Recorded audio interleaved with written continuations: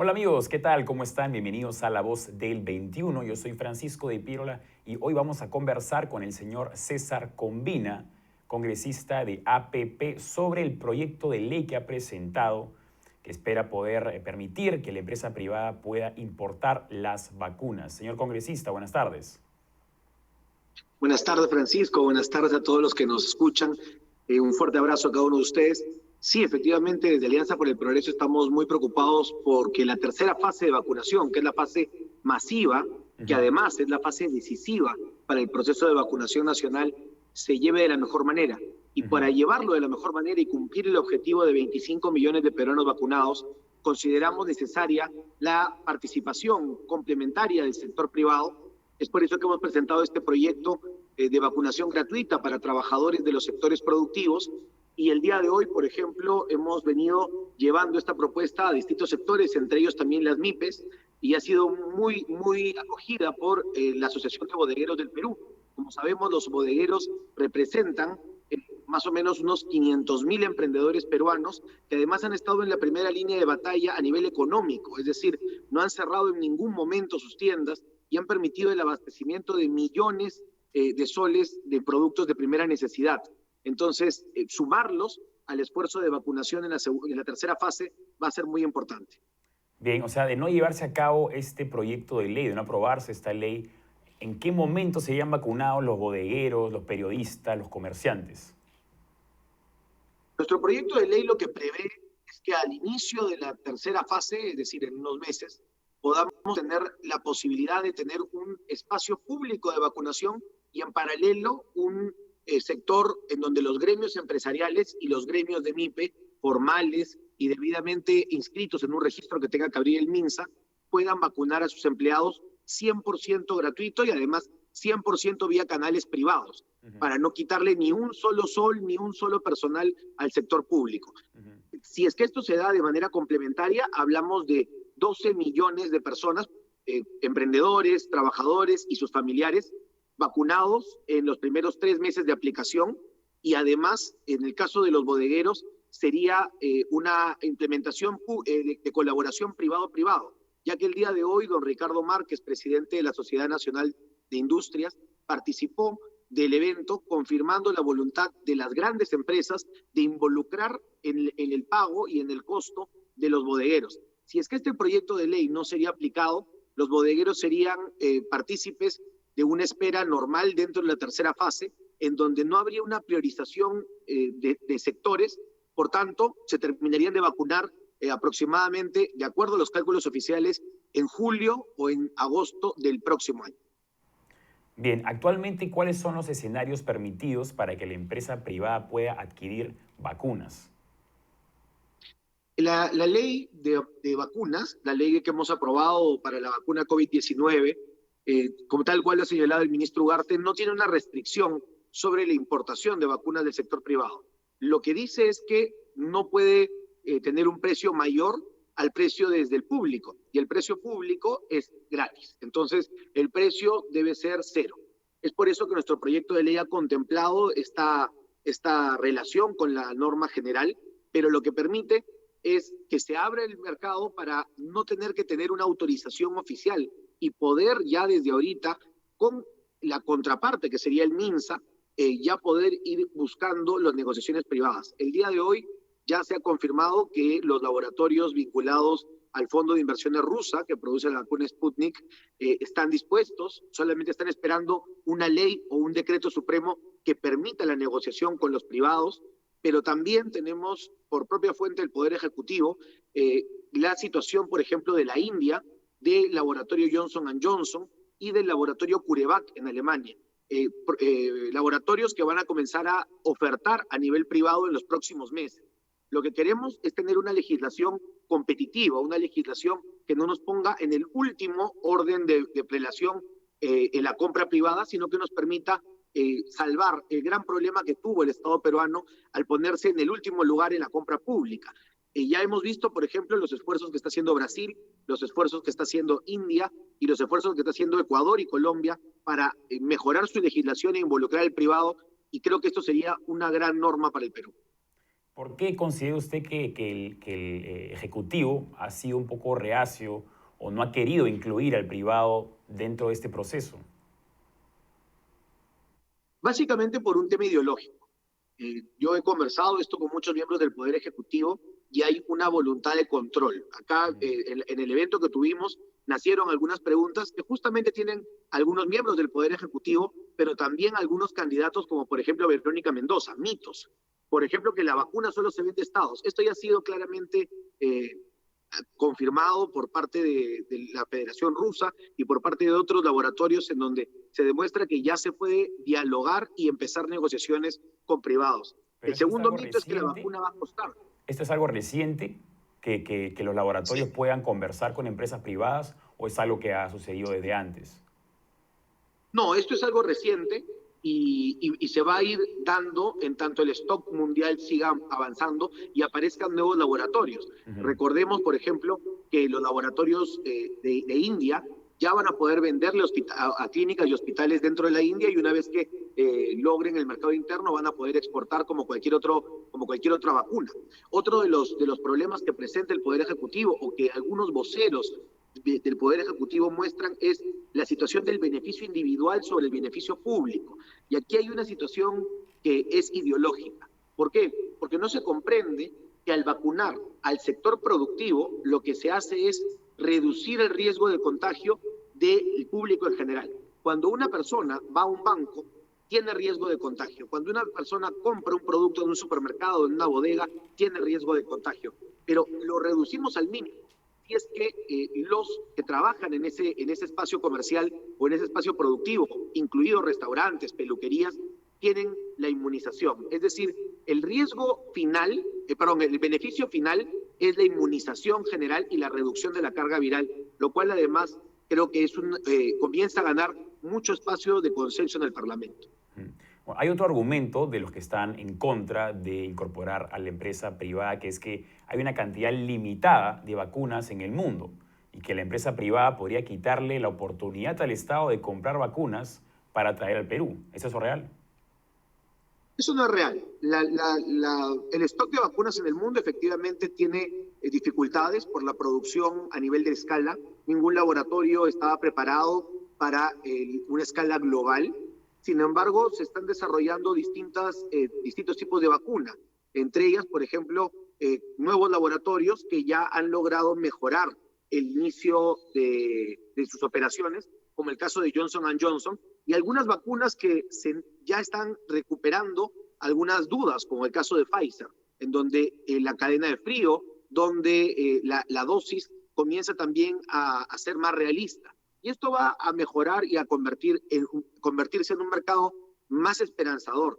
Pero para poder lograr un trato con algún laboratorio sí hay condiciones. Y una de las condiciones es que los estados tengan la apertura suficiente, la legislación, para no prohibir que se comercie o que se compre la vacuna por parte de privados. Esto es lo que queremos nosotros básicamente, que es permitir que se compre directamente, pero con participación del MINSA. Bien. Su correligionario, el señor Luis Roel, dijo que fue uno de los que dijo que la vacuna Sputnik 5 del laboratorio ruso ya se podía negociar con no solamente empresas privadas, sino también con gobiernos locales. ¿Cómo fue que este señor ha conocido esa información? Sí, el señor Roel representa Acción Popular, pero es parte del sentir mayoritario del Parlamento que quiere buscar soluciones en un momento en donde vimos que la vacuna se sigue quedando para la gente que tiene privilegios. El señor Roel ha obtenido esta información de primera fuente, tal cual lo anunciamos nosotros hace unos días también por parte de la misma embajada rusa en el Perú, que emitió no solamente un comunicado, sino que además en conversaciones con distintos parlamentarios, el embajador ha afirmado y confirmado que lo único que se requiere es la aprobación de la autorización de diálogo entre privados para la compra de la vacuna con Rusia. Es decir, el laboratorio Gamaleya no se opone, el Fondo de Inversiones ruso no se opone a venderla a privados, pero por un tema de estrategia y por un tema de política de decisión de ese laboratorio, se requiere que el gobierno peruano autorice estas negociaciones. Ahora bien, hablando de las negociaciones que podrían llevarse a cabo con los gobiernos locales, ¿de qué manera podríamos también aprovechar eso para acelerar el proceso de vacunación? Los gobiernos locales tienen un gran problema. Nosotros hemos analizado esta situación y de hecho desde Alianza para el Progreso hemos propuesto que los gobiernos regionales tengan una participación en la compra de las vacunas. Pero los gobiernos locales tienen un problema y es básicamente su función. No tienen la función de salud pública a nivel de vacunación. Las DIRESAS, las direcciones regionales de salud, sí tienen esta situación y es por eso que en el caso de los gobiernos regionales, lo conversé con el señor Sagasti cuando visité hace unos días Palacio de Gobierno, se podría desarrollar algo así como un adelanto del presupuesto del próximo año para el sector salud con asignación, con una contraparte de vacunas adicionales que el MINSA podría comprar por encargo de los gobiernos regionales. Es decir, por ejemplo, un gobierno regional aprobaría en su consejo regional dar 2, 3 millones de soles al MINSA para hacer una compra adicional de vacunas para su tercera fase. Esto sí es posible y no se requiere una legislación especial. Ahora bien, usted mencionó que hay un freno ideológico, por así llamarlo, por parte del Ejecutivo que está impidiendo la colaboración de la empresa privada. ¿Considera usted que esto va a revertirse en las próximas semanas, meses, o vamos a tener que esperar un cambio de mandato?